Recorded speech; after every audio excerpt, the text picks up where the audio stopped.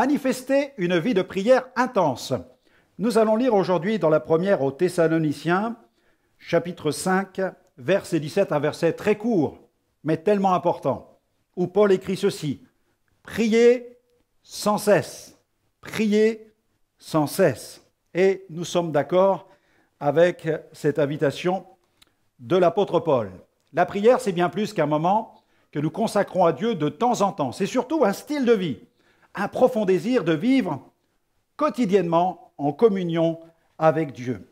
Le grand revivaliste Charles Finney a déclaré: « Si nous étions vraiment conduits par l'Esprit, nous serions entraînés plusieurs fois par jour dans la prière secrète et devrions continuellement élever nos cœurs dans des pétitions silencieuses chaque fois que notre esprit se repose de ses occupations urgentes. » La prière tient donc une place centrale dans l'évangélisation. Elle est notre hotline divine. Par elle, nous nous adressons à Dieu, mais elle ne nous permet pas seulement d'envoyer des messages vers le ciel.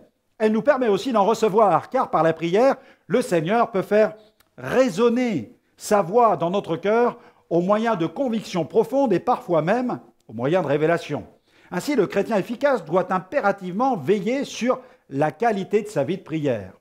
Car, comme l'a si bien souligné M. Bounds, quand le désir de rencontrer Dieu ne nous pousse pas à nous tenir seuls devant lui, voilà ce qu'il dit: « L'âme s'est détournée de lui et il ne saurait y avoir de prière véritable sans désir. » Rubinatoré a exprimé, lui, sa conviction à ce sujet. Il dit: « La raison pour laquelle bon nombre échouent au combat vient du fait qu'ils ne combattent pas jusqu'au moment de la bataille. Par contre, la raison pour laquelle d'autres réussissent tient au fait qu'ils ont remporté la victoire sur leurs genoux bien avant la bataille.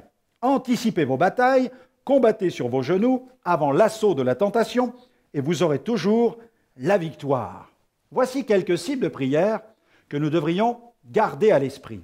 La prière pour le progrès de l'Évangile, par exemple, ceux qui ont la charge d'annoncer la bonne nouvelle. Je vous donne une référence que vous pourrez lire dans Matthieu 9, versets 37 à 38.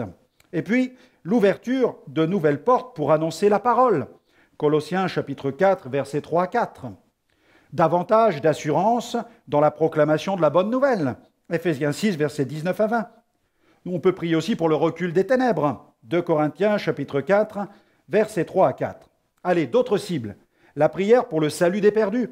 Que Dieu se révèle à leur cœur. Galates chapitre 1er, verset 16. Qu'ils acceptent d'ouvrir leur cœur à Dieu. Acte 16, verset 14. Qu'ils se laissent convaincre de péché. Romains 2, verset 4. Qu'ils se repentent de leurs péchés. Acte 2, verset 36 à 38. Qu'ils sachent saisir le temps de leur visitation. 1 Pierre 2, verset 12. Qu'ils acceptent de produire des fruits dignes d'une vraie repentance. Matthieu 3, verset 8. Qu'ils aient le désir de renoncer à leur vie ancienne pour se consacrer radicalement à Jésus-Christ. Philippiens 3, verset 8. Et puis, je vous recommanderai tout simplement cette prière aujourd'hui. Seigneur, merci pour ces cibles précises de prière.